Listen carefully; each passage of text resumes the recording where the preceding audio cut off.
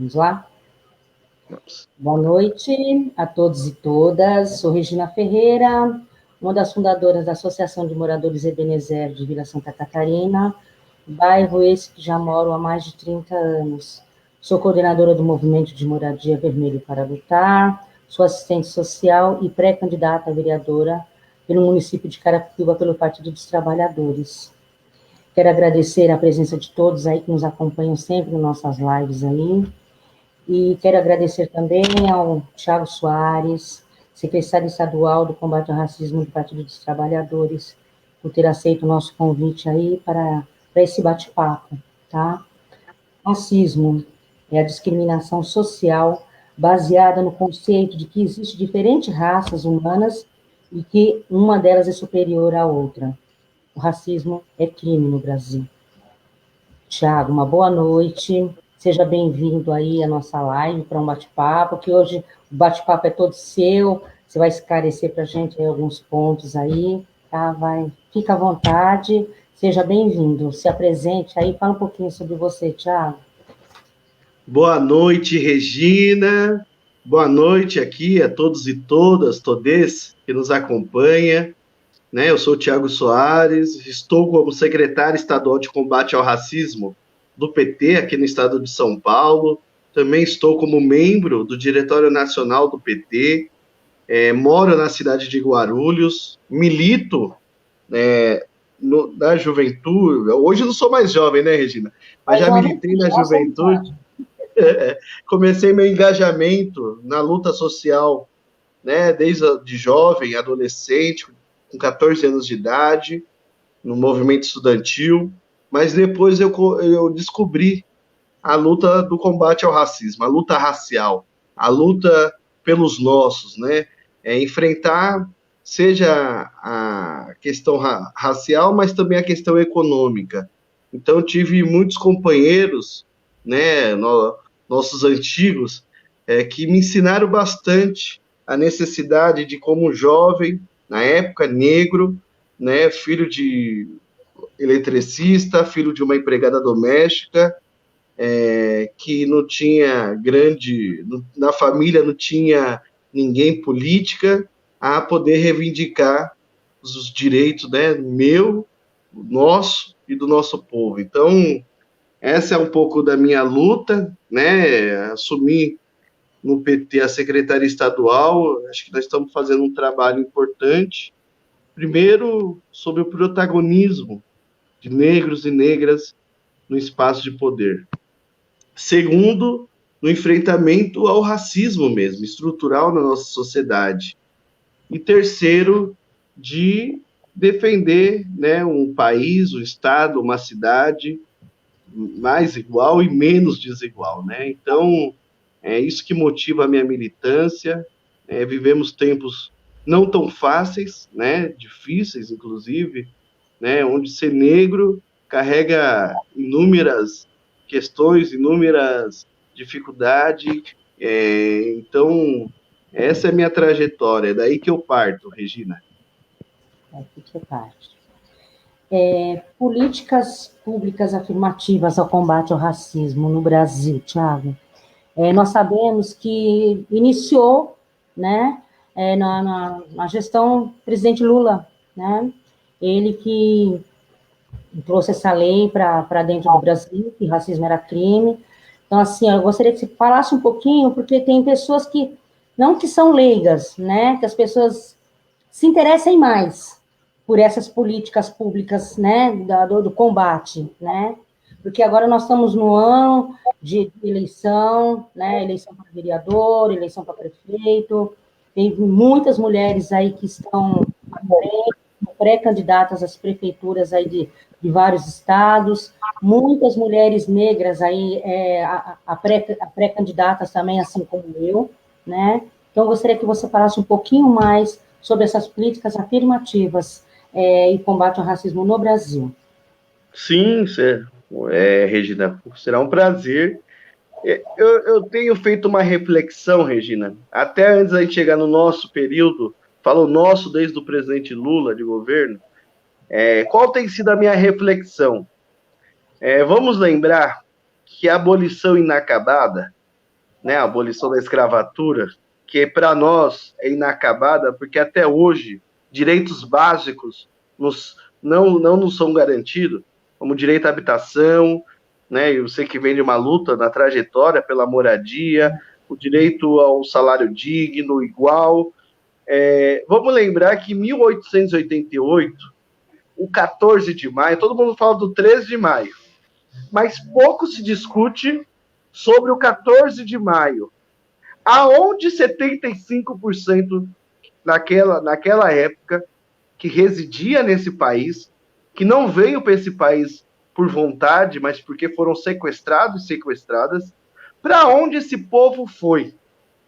Ah, o Brasil teve a abolição da escravatura, mas para onde esse povo foi? Alguns tiveram que ficar onde estava. Porque vai fazer o quê? Porque a maioria era analfabeta. A maioria, gerações, né? Mais de 4, 5 gerações que já estava no processo escravagista. Então, essa reflexão é que vai fazer a gente chegar nas políticas afirmativas. E eu vou trazer uma outra informação importante, uma outra reflexão. Imagina, 1888 foi a abolição inacabada. 100 anos depois, em 1988, foi que nós tivemos uma Constituição Federal de 88, que garantiu a todos os brasileiros e brasileiras, sem distinção de raça, classe e gênero, o direito à educação, o direito à alfabetização. Parece uma coisa... não, isso é muito importante, porque o direito à alfabetização é o direito ao mundo do conhecimento. Nosso povo, além de sofrer 3 séculos de ser escravizados, ainda teve que ir de lambuja mais um século para ter o direito a ser alfabetizado. Que só a Constituição de 88 que nos garantiu o direito à alfabetização. Então, assim, é 400 anos, pelo menos, de desigualdade. Não tem como, a partir de uma Constituição, dizer que a partir de agora nós vamos ser iguais, que é o que diz a nossa Constituição de 88. E é por isso que surge o debate das políticas de equidade, também conhecidas como políticas de ações afirmativas.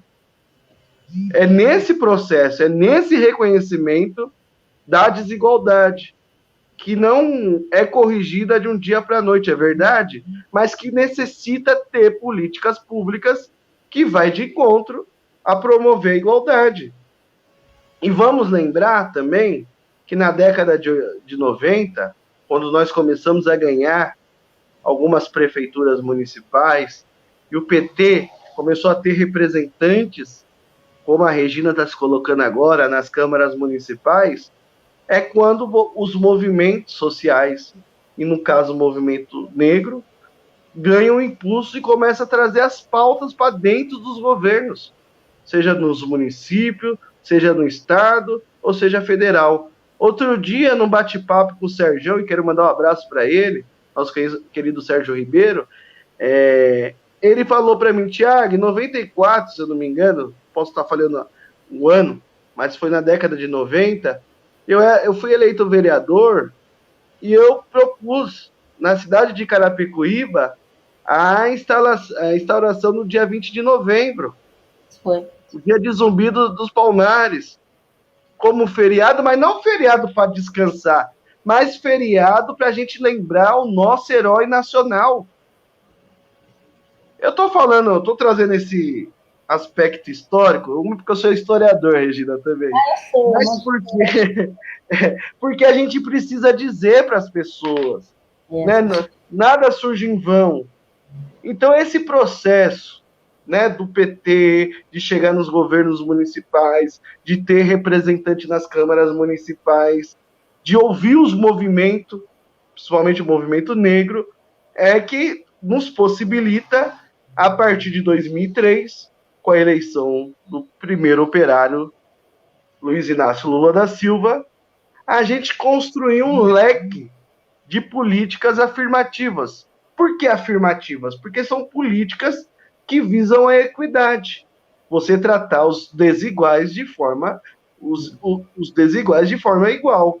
De forma igual qualquer. Você permitir, por exemplo, que numa universidade pública você tenha cotas raciais para que essa parte da população que foi alijada durante 400 anos de ter uma educação, ser alfabetizada, ela ter seus filhos, suas filhas entrando, por exemplo, na universidade. E eu lembro, Regina, e você deve lembrar bem também, porque você é uma lutadora do povo e lutadora da nossa causa, naquele período de 2005, 2006, quando as cotas estavam ganhando musculatura, o que mais diziam, aí em especial os escravocratas modernos, é de que se o jovem, a jovem, o filho do trabalhador, da trabalhadora, o preto e a preta, entrasse na universidade pública, por exemplo, que a qualidade da educação ia cair. Porque eles nos taxavam como fosse inferior. Eu não estou falando de 1800 e bolinha, não. Eu estou falando de 2006.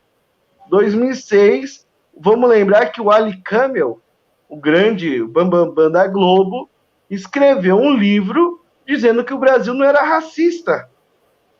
Mas só que a gente sempre, quando olhava para a bancada do Jornal Nacional, a gente sempre achava um casal Doriana. E muito pouco nós. Eu estou trazendo todo esse contexto para dizer que as políticas afirmativas no nosso país, né, no plano do governo federal, iniciada no governo do presidente Lula, seja com as cotas nas universidades públicas, o ProUni, mas também nós criamos políticas estruturais.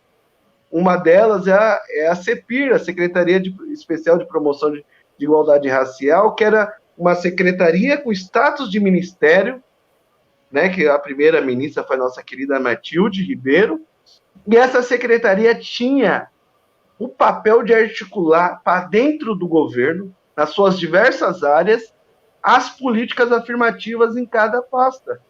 Então vamos lembrar que foi no nosso governo que na pasta da saúde, por exemplo, nós tivemos um plano para combate à anemia falciforme. E por quê? A população negra é a que mais sofre com a anemia falciforme, e até a gente chegar no governo federal, você não tinha uma política nem de governo, nem de Estado para enfrentar a questão da anemia falciforme. Vamos lembrar que quando a gente cria as farmácias populares e começa a distribuir os remédios de pressão, diabetes, né? Isso, de fato, vai diretamente para a população negra, porque quem mais tem essas doenças, essas comorbidades, é a população negra.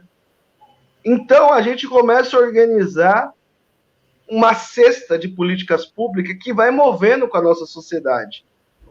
O Lula fala muito que é uma revolução silenciosa, e é verdade, porque cada política pública que o nosso governo Lula, depois a Dilma, ia fazendo de política afirmativa, era a gente tirar uma amarra da nossa boca.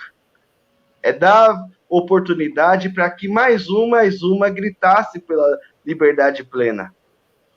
E aí, na minha opinião, como a dos demais, nós vamos falar isso mais à frente, é, de fato, a centralidade do golpe contra a presidenta Dilma.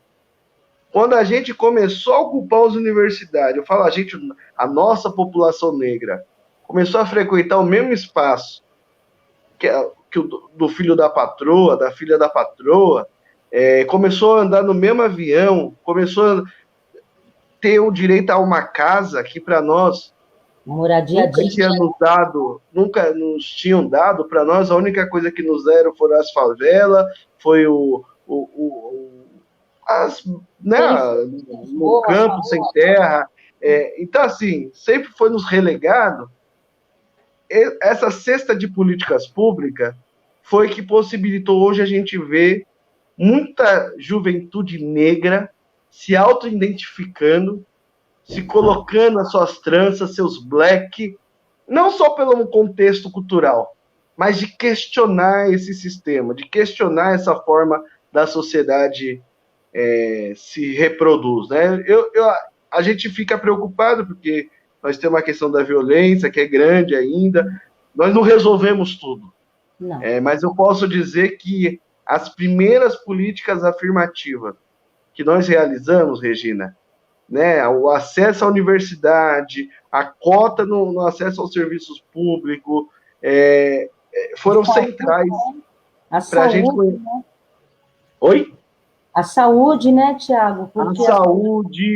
Então, a gente mexeu nas estruturas centrais da sociedade, na habitação, na saúde e na educação. Então, eu acho que isso possibilitou que os nossos, né, que os nossos começassem a se ver como um protagonista de sua própria história. Eu vejo o relato, você também já deve ter ouvido várias vezes, né? Acho que foi até a Matilde mesmo que falou, de quando o Lula foi lá naquele lugar lá, em Portugal, pedir desculpa. Portugal não, foi em Portugal, né? Que ele pediu desculpa em nome do Estado brasileiro. Imagina, a escravidão terminou em 88, apenas um presidente eleito em 2003 foi o primeiro presidente que pediu desculpa ao continente africano por toda a barbárie que foi feita o nosso povo, né? O nosso povo. Então é muita simbologia, é muita luta. E claro, né? Vamos ser sinceros também. O Lula só conseguiu fazer isso porque tinha muito movimento negro, movimento social por trás, trazendo a sua contribuição, trazendo as suas formulações. Eu nunca deixo de fazer essa lembrança. Nós tivemos um governo popular que deu atenção a parte das nossas pautas porque conseguiu ouvir os nossos movimentos que vêm de longe lutando contra essa barbárie. E através dos movimentos também, o pessoal sofreu bastante para chegar, né, até o presidente Lula estar à frente, né? Então, a gente fala dos movimentos, mas os movimentos, eles são muito significantes, né, no combate, tanto à moradia como ao racismo, né? Então, através dos movimentos, a gente consegue muita coisa. E até então, nesse governo atual, os movimentos foram criminalizados, né? Vamos criminalizar os movimentos, né? Porque que mexe com o povo, né? Então, não é para mexer com o povo, então vamos criminalizar, né? Nessa parte nós estamos vivendo aí, Tiago, há 6 meses de uma pandemia, onde tem, assim, quem está sofrendo mais com isso são os nossos pobres, pretos, né? Periféricos aí, a nossa turma, é o nosso povo que está sofrendo muito com isso, né? E você vê o quê? Um horizonte, depois de todo esse sofrimento todo que a gente está passando. Como que você acha que vai ser essa saída? Como é que vamos, principalmente na segurança também? Porque parece que a violência aumentou tanto, né, com os jovens, estão apanhando tanto, os jovens estão, sabe, sofrendo muito na mão dos policiais, principalmente nós negros. Olha, Regina, eu vou ser sincero com você e com quem está nos assistindo. Eu não tenho uma perspectiva tão esperançosa, não, nesse pós-pandemia. Por quê? É isso que você colocou. Todo mundo criou uma expectativa que, pelo fato do isolamento social, né, você tivesse caísse os números, né, seja de homicídios, seja de violência do Estado com a população, em especial a população negra, mas não foi isso que aconteceu. Ao contrário, aumentou o número de mortes, não pela Covid, mas pela violência do Estado sobre corpos negros. Principalmente aqui no estado de São Paulo, e eu acho que Carapicuíba não está distante, né, das diversas cidades, os casos brotaram. É muito caso.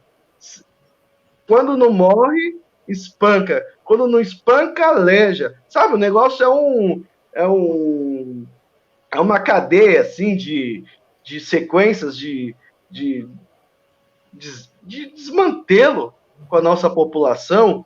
E por que eu falo que eu não tenho? Por isso que nós precisamos ocupar os espaços institucionais como as câmaras municipais, Regina. Porque nós precisamos, imagina, o Bolsonaro anunciou que vai manter o auxílio, mas já reduziu pela metade. Já está chegando perto do que ele queria. Que era, vamos lembrar que ele defendia R$ 200. Só ampliou para 600 porque o PT, junto com a oposição, que bateu. Mas tudo bem, beleza. Ele vai reduzir para 300 até o final do ano. Mesmo que a pandemia... e é bom que todo mundo fique atento e atenta. Gente, a pandemia só vai acabar, de fato, quando a gente tiver um remédio. A cura. Remédio, vacina, aí fica a paciência, não é nosso papel. Enquanto isso, você tem ondas. Nós tivemos a primeira onda matou quase 120 mil pessoas, já deve ter passado disso. Aí diminui, se não achou remédio, vacina, você tem uma segunda onda, se você não cria, né, aquela coisa que eles chamam de rebanho, né, a autoimunidade. Então, assim, nós podemos ter mais 100, 200 mil pessoas aí que pode ser vítima dessa doença. Em dezembro, Regina, acaba o auxílio emergencial. O pessoal ainda vai estar anestesiado pelo final de ano. Porque o final de ano todo mundo dá aquela relaxada, porque, né, o cansaço do ano todo. Em janeiro, se a gente não tiver ainda a cura desse negócio, como que vai ser esse país? Porque eles não medem esforço para cortar o direito dos trabalhadores. Imagina, hoje, na atualidade, Regina, nós temos mais pessoas recebendo o auxílio emergencial do que pessoas registradas. Quando acabar o auxílio emergencial dessas pessoas, a economia, o PIB apresentou essa semana, caiu quase 10%. Então, assim, aí você está torcendo contra? Nunca, quando eu torcer contra o meu país. A gente torce a favor. E aí, Regina, quando a gente estratifica quem vai ser mais penalizado por isso, aí a gente vê a cor da pele. A cor da pele, verdade. É aí que a gente fala. Aí, Regina, a política universalista, que muitos, né, discutem com nós, por que nós temos que ter política afirmativa, é para esses momentos. Porque quando, de fato, o calo aperta, o calo tem cor. E a cor é negra. Por isso que nós precisamos ter no nosso país, na nossa cidade, no nosso estado, políticas afirmativas. Para que a gente consiga... Sabemos da crise, sabemos de que vai ser difícil, mas ter um colchão para amortecer pelo menos a queda. Mas hoje, com Bolsonaro, com Dória e com esse prefeitinho aí que você tem na sua cidade, não tem essa oportunidade. Não temos. Não tem quem pensa no povo. Não tem quem pensa no povo. É bom, se tiver que tirar nossa pele, colocar a gente no pelourinho de novo, no tronco, eles colocam, eles não medem esforço para isso. Eles não medem esforço para isso. Então, assim, o pós-pandemia, eu queria estar falando aqui, vai ser tudo ótimo, vai ser... Mas eu não posso, nós não podemos mentir para as pessoas. Se nós não tiver, né, e por isso que essa eleição é muito importante. Se a gente não tiver prefeitos, prefeitas, na sintonia de tentar resgatar o povo, de olhar para o povo, e tenha vereadoras e vereadores populares que estão no dia a dia no sofrimento da população, nós vamos ter muita dificuldade, viu, Regina? Então, essa eleição não é uma eleição qualquer, somente para nós, o povo preto. É uma eleição que nós não vamos poder ouvir a Globo e nem ouvir o WhatsApp, as fake news do WhatsApp. Nós vamos ter que olhar para quem de fato olha para a nossa vida, para quem de fato olha para nossas pautas e se identificar como povo. Nós temos que nos ver como negra, como negro, e a partir daí reagir como parte da sociedade. Eu sempre uso esse exemplo, o Holocausto, que foi um terrível, credo, coisa triste, com o povo judeu. Sabe qual foi a reparação, e você sabe bem disso, que fizeram, o mundo fez com aquela toda insanidade que aconteceu na Alemanha? Criaram um Estado para os judeus. E isso que só foi 5, 10 anos. Imagina os 300 anos que o nosso povo... Aí foi mais que genocídio. Aí foi extermínio mesmo, de uma parte do povo. Então a política afirmativa, ela não é nada. É uma reparação irrisória pelo que o nosso povo... E aí nós não somos coitadinho, não. Porque também eu ouvi muita gente falar, mas o pessoal quer se pôr como um coitadinho. Não é coitadinho. Por que ninguém fala para o judeu que ele é coitadinho? Né? Para de vitimismo, não é assim que a gente escuta? Até porque, é bom dizer, voltando lá no dia 14 de maio de 1888, eu gosto de falar muito disso, 30 anos depois, 40 anos depois, para ocupar os espaços dos negros e negras que estavam na fazenda, trouxeram os italianos, os japoneses, e todos esses que chegaram aqui ganharam terra, ganharam emprego, ganharam renda. Então, por isso que não tem comparação uma coisa com a outra. Por isso que a reparação é necessária.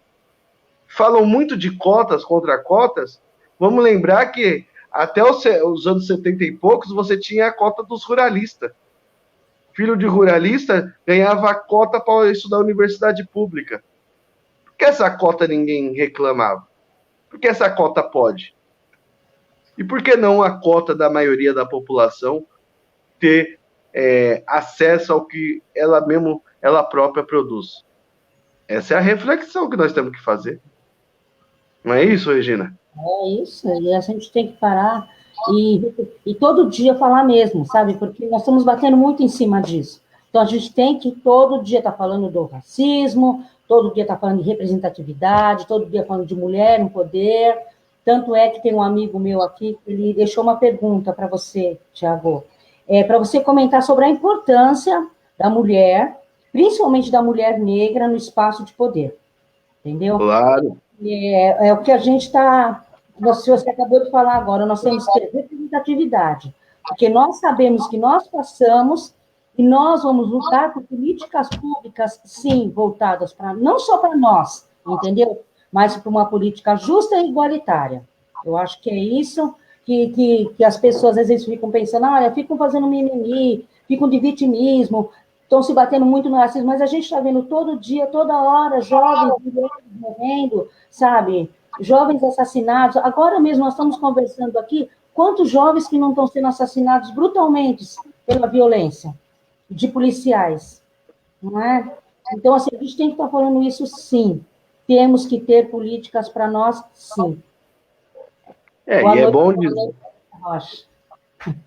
Lúcia, abraço, beijo. Lúcia, eu vi a Solange também, passou por aqui. Já agradeci ela aí por estar nos ajudando na secretaria. Eu acho que para a gente falar sobre a mulher negra, é bom que as pessoas saibam que para nós, a nossa tradição, vinda das nossas ancestrais, da nossa ancestralidade, a nossa cultura, ela é organizada a partir do matriarcado. Então, a mulher, né, e o caso da mulher negra, ela tem uma centralidade de pensar a política da família. E a política da família se reverbera em todos os outros espaços. Então, para nós, a questão da mulher negra é a centralidade. Porque nós vivemos uma cidade ocidental onde o patriarcado é o que dita as regras. Nós, oriundos, né, na nossa ancestralidade africana, é o contrário. Para nós, a centralidade é matriarcal, é na mulher. E não é por menos que parte da nossa resistência como povo nessas terras vem das mulheres negras. Que é Luísa Maim, Dandara, tantas outras, para não ser Benedita da Silva. Benedita da Silva. Benedita, porque assim, olha, a gente tem que resistir muito, porque a gente ouve tanta crítica em cima de Benedita. Benedita vai nos representar muito. Benedita vai chegar à presidência um dia, Tiago. Eu rezo a Deus, aos orixás, para que isso aconteça. Mas por que eu quero dizer isso daí? Porque para nós a centralidade das mulheres negras, e aí porque nós temos que ter representantas mulheres nos espaços de poderes. Porque quando a gente faz aquela escadinha das desigualdades, quando traz a mulher negra, ela é a última da escada. Se a mulher já tem jornada tripla, a mulher negra chega até a sexta jornada, que ela tem que cuidar, porque muitas delas são donas de família mesmo, são chefes de família, quem coordena a sua família, trabalha, quem tem filho, tem os filhos, cuida dos seus demais. Então, assim, é muito trabalho, é muita luta, é muita resistência. Então, a gente ter mulheres nos representando nesse espaço de poder, somente negra, trazendo a sua ancestralidade, trazendo o seu conhecimento diário, a sua perseverança, é o que nos dá a condição de avançar com uma sociedade igual. Por isso, Regina, eu fiz questão de estar aqui contigo nessa live, porque a gente tem, pelo estado de São Paulo, nós estamos chegando em torno de umas 600 pré-candidaturas negras, né? Entre homens e mulheres. Mas, para nossa felicidade, as mulheres são maioria das candidaturas. Nós temos mais mulheres do que homens. Nada contra os homens, mas é importantíssimo. Se a gente quer um resgate histórico e quer uma equidade de participação e de estar nos espaços de poder, que primeiro chegue às mulheres. E experiência e ao que nos inspirar, nós temos bastante. Nós falamos da Benedita, mas temos aqui, eu sou de Guarulhos, né? Então, aqui nós temos a Janete Pietá, que foi deputada federal há anos. Temos a Claudete, que hoje não é mais parlamentar em São Paulo, mas fez uma luta danada na cidade de São Paulo, inclusive a iniciativa dela ali do dia 20 de novembro na cidade de São Paulo. Temos em Carapicuíba a Regina, que também é uma grande lutadora do povo, as meninas de Osasco. Então, assim, nós temos muita mulher negra e muita jovem também surgindo, viu, Regina? Com garra, que vai sim chegar nos espaços e vai fazer a diferença. Então, para nós, as mulheres negras, não é apenas um discurso. Para nós tem que estar na nossa centralidade. E só uma vírgula aí, você falou a questão da violência, né? Só para que as pessoas que nos acompanham, a cada 23 minutos se morre um jovem negro. Então, nós já estamos com 33 minutos de live, mais ou menos, quase 40 minutos. Então, assim, nesse meio tempo aqui, pelo menos 2 jovens já vão ter sido mortos, negros. E nesse ano, o Atlas da Violência apresentou, do que nós tivemos de homicídio no Brasil, 75% são de negros e negras. Não é qualquer coisa. E nós só somos 56% da população. São muitas famílias destruídas, né? Porque quando uma mãe perde um filho, ela perde uma parte dela, né? Então, geralmente, essas mães são domésticas, essas mães saem para trabalhar cedo, essas mães enfrentam trem, metrô, casa de família, aí quando vai ver, volta para casa, o filho não está mais lá, o filho está embaixo de 7 palmos de terra, né? Ou então morreu na mão aí de policiais. Tem mais uma pergunta, até do Rafael, o Rafael Pimenta, não é o Rafael Pinto, não. Ele deveria estar aí também, entendeu? Fazendo algumas perguntas para a gente. Ele perguntou assim, como que você enxerga, está eficiente ou não, as atuais políticas públicas voltadas para a população negra? já foi eficiente, né? Você acha que continua com eficiência? O que mudou nesse governo atual? Porque a gente sabe que teve um desmonte aí, né? E principalmente para nós que somos negros, se foi eficiente, como é que está? Como é que está funcionando, Thiago? Vamos lá. Regina, é bom assim, né? As pessoas saberem que desde o golpe na presidenta Dilma ali para frente, do Temer para frente, você não tem mais política de promoção da igualdade racial no país. O que nós temos ainda, que eles não conseguiram destruir, foi políticas que nós fizemos nos nossos governos do PT. E alguma dessas medidas são por lei, por decisões que não depende somente de governo, e por isso que se mantém. Mas vamos olhar o que eles estão fazendo na Fundação Palmares. Sim. E o racismo, ele é tão... no Brasil, ele é tão introjetado, é tão estrutural, é tão normal, vamos dizer assim, que pega um negro, filho de um militante do movimento negro histórico, que por decepções da vida não defende a nossa pauta, para poder militar contra a nossa pauta. Não é qualquer coisa.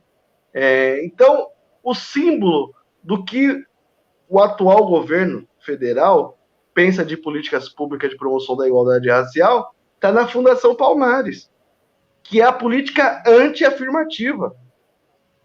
É a política do... E não dá nem para dizer que é a política da meritocracia, porque nem isso eles defendem. É a política mais escrota, mais retrógrada que a gente pode imaginar. Porque é uma política racista. Hoje nós temos, não é só o Estado brasileiro que tem no seu bojo o racismo introjetado. Hoje nós temos um governo que promove a desigualdade racial, falando que não promove. Isso que é o mais difícil, falando que é mimimi.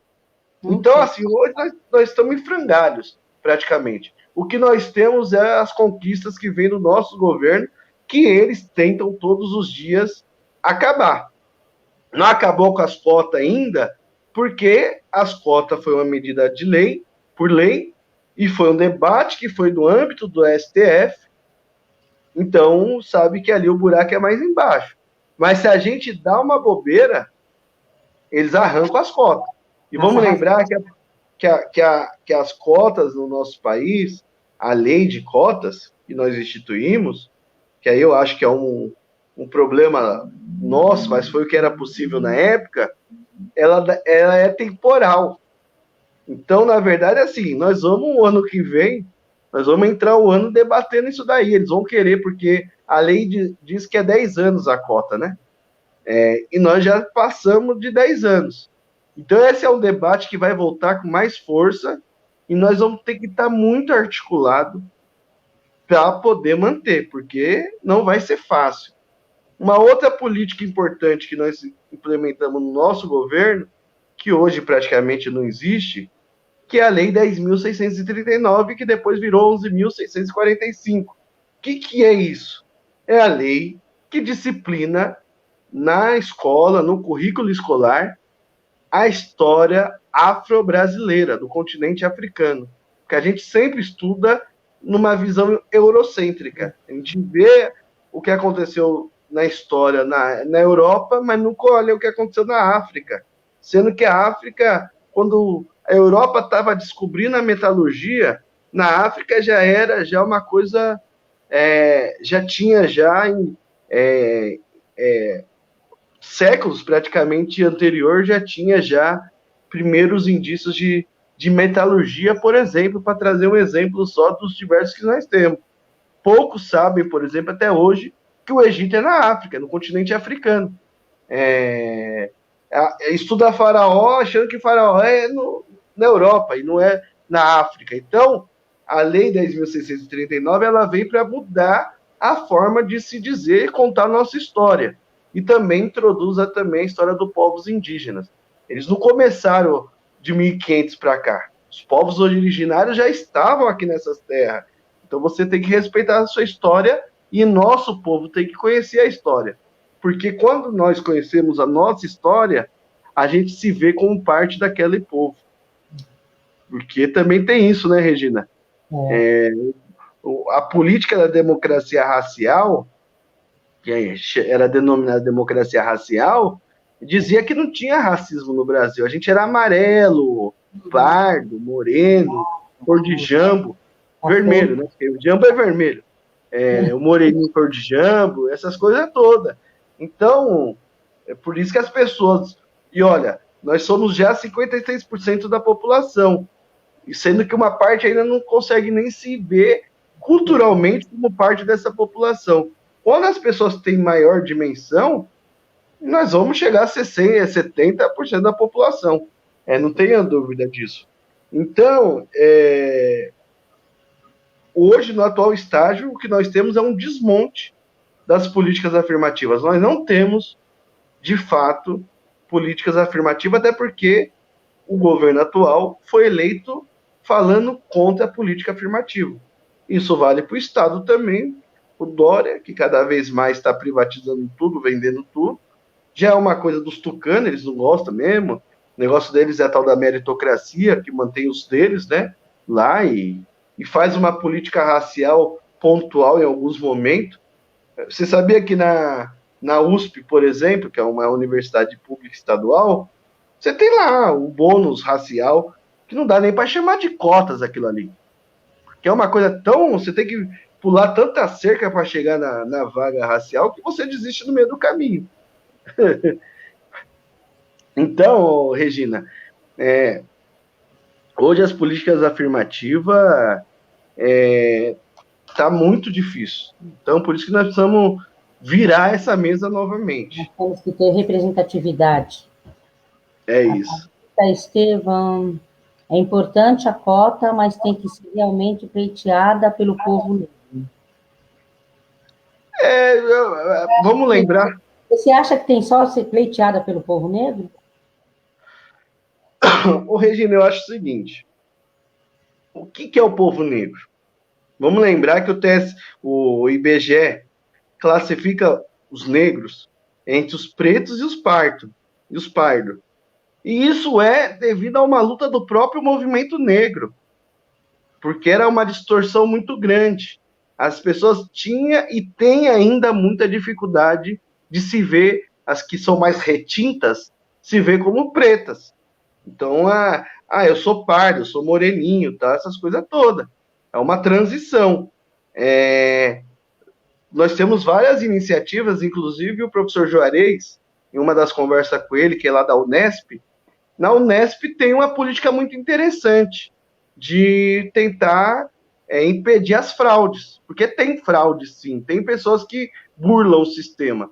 Mas eu digo, ele falou isso para mim, eu vi ele numa palestra falando, eu concordo com ele, isso é minoritário, porque quando você vai, o que nós precisamos discutir agora, a nova etapa das cotas, por exemplo, do ensino público, é que nós queremos a metade das vagas dos cursos de direito, de medicina, de engenharia, porque nós somos muito... As universidades têm uma malandragem, né? Porque joga muito para licenciatura, que é importante, mas nós também queremos ocupar os outros cursos, que são os cursos, né, da medicina, tantos outros, né? Então, eu acredito que nós precisamos qualificar agora mais os espaços que são de cotas, né? Para poder ter mais acesso à população preta. Tiago, eleições 2020. Vamos falar um pouquinho de fundo eleitoral. Nós estamos aí, você falou a quantidade de mulheres e homens negros que estão entrando aí na pré-vereanças, pré-prefeitos, né? E foi discutido, né, e aprovado o fundo eleitoral igualitário, né? Eu queria que você falasse um pouquinho dele, mas o porquê que ele já não vai vigorar agora para 2020? Né? Vamos lá. A gente está com uma representatividade tão grande de negros querendo entrar na política, então eu acho que agora seria ideal, a esperar mais 2 ou 3 anos, né, para quê? Agora seria a hora, né? Ô, Regina, eu acho que uma das grandes novidades nesse ano, uma boa novidade, foi essa decisão, essa decisão sobre a consulta, é bom que se diga, feita pela nossa companheira Benedita da Silva, que perguntava se era possível, no que era o Fundo das Mulheres, você ter a paridade. E, para nossa surpresa, o TSE, no entendimento do que é política de equidade, de ação afirmativa, sua maioria tem o entendimento de que sim, não só na questão da candidatura das mulheres, mas também no bojo de toda proporcionalidade da chapa, que o financiamento fosse equilibrado, fosse proporcional à participação de negros e negras. O quesito chave agora que está colocado, que o TSE não conseguiu avançar, que foi uma tristeza, porque faltou um voto apenas, foi a questão da temporalidade, o tempo de se implementar essa medida. Os que venceram o entendimento apresentavam que, como era uma mudança eleitoral, era necessário ter um ano de anterioridade para ser implementado. Os que perderam, que foram 3, e são 3 ministros que são do TSE e são do STF, mas foram vencidos, já defendiam, que é o Barroso, Fachin e o Alexandre de Moraes, já defendiam que a medida fosse implementada desde já. Então foi assim, né? Foi uma meia vitória. Nós tivemos a vitória do entendimento, mas na hora de implementar, o lobby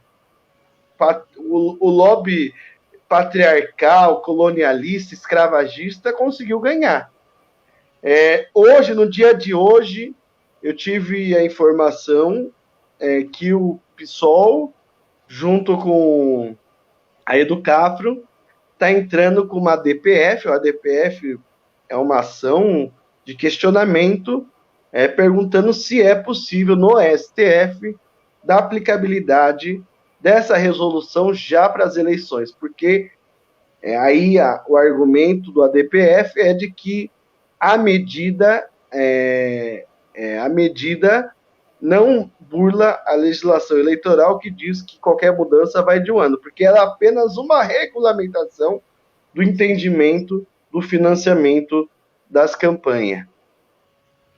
Como os 3 ministros do STF votaram contra o entendimento da maioria do TSE, pode ser que consiga uma maioria no STF e já valer para esse ano.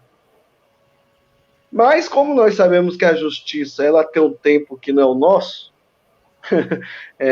e muitas vezes o tempo dela mais nos prejudica do que nos ajuda, como, né, quando o TSE dá para colocar só a partir da próxima eleição, sendo um perigo, que aí nesses 2 anos, uma bancada conservadora, que hoje nós não temos dúvida, o Congresso Nacional ele é hiperconservador, aprova uma medida e cria alguma forma de limitar o financiamento proporcional entre brancos e negros. Um dado da FGV, é bom que a gente diga aqui, para quem nos acompanha, só para vocês terem uma noção, uma candidatura negra com alta competitividade, um exemplo, Vicentinho, ele foi financiado, candidaturas com esse perfil, recebeu do fundo eleitoral de financiamento em torno de R$100 mil. Candidaturas brancas com alta competitividade recebeu em torno de R$300 mil. E isso não é... Eu queria até ter orgulho de dizer que era só nos partidos de direita. Mas não. Inclusive no nosso, a diferença é grande.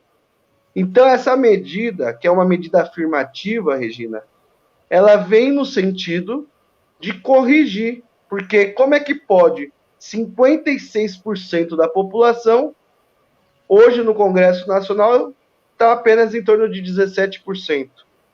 Então, dos 513 deputados, nós não temos nem 30 deputados e deputadas negros e negras.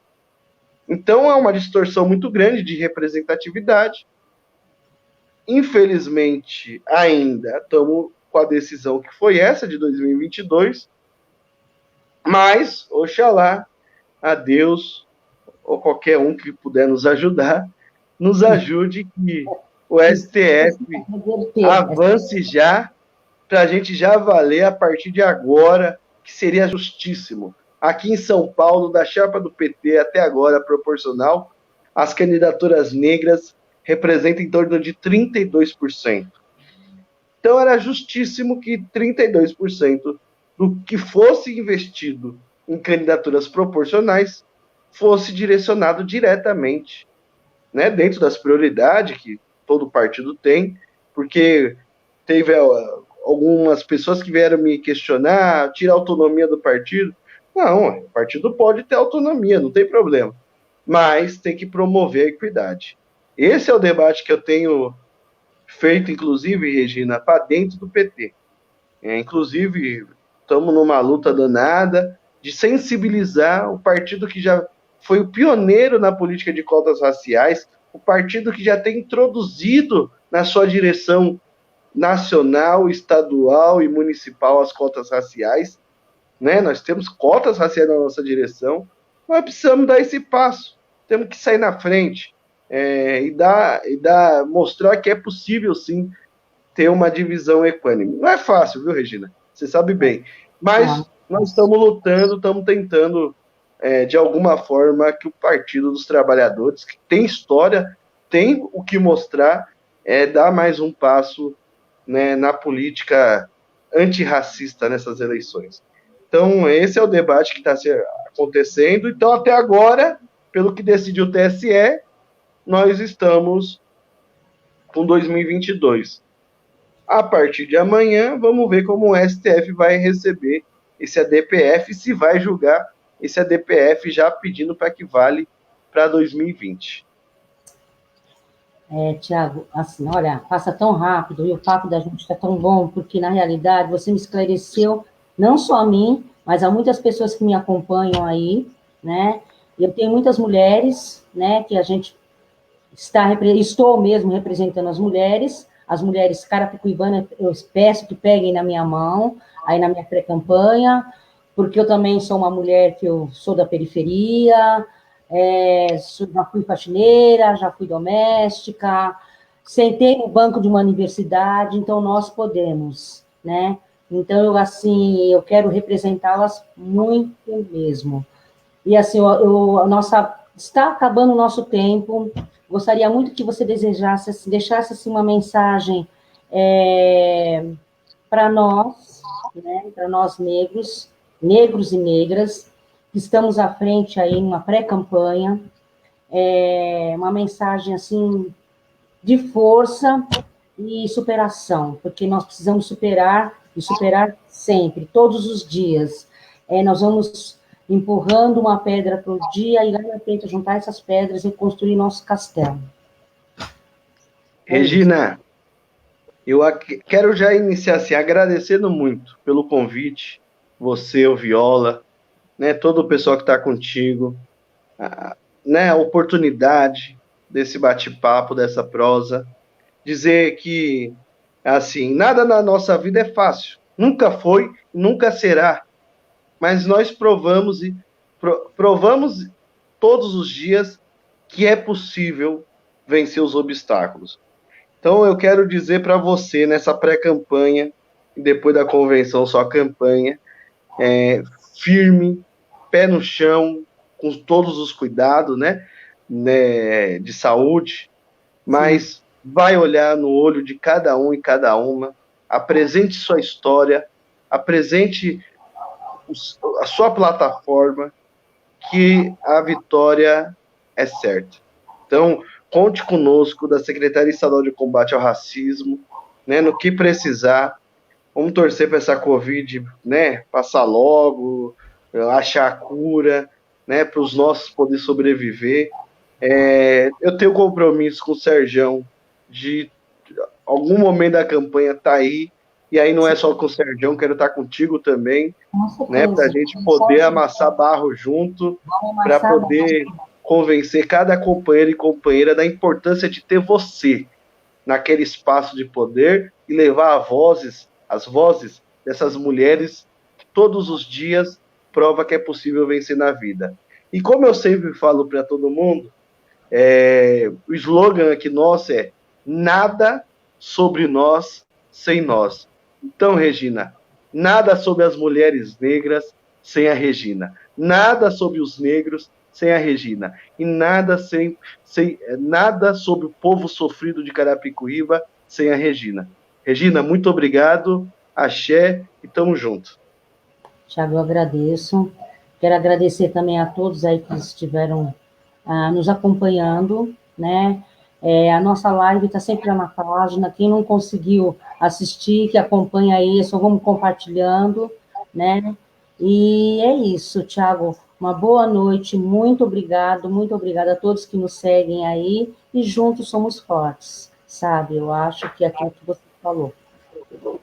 Boa noite, Tiago, boa noite a todos. Muito obrigada. Boa noite, Regina. Até mais. Até a próxima, Tiago.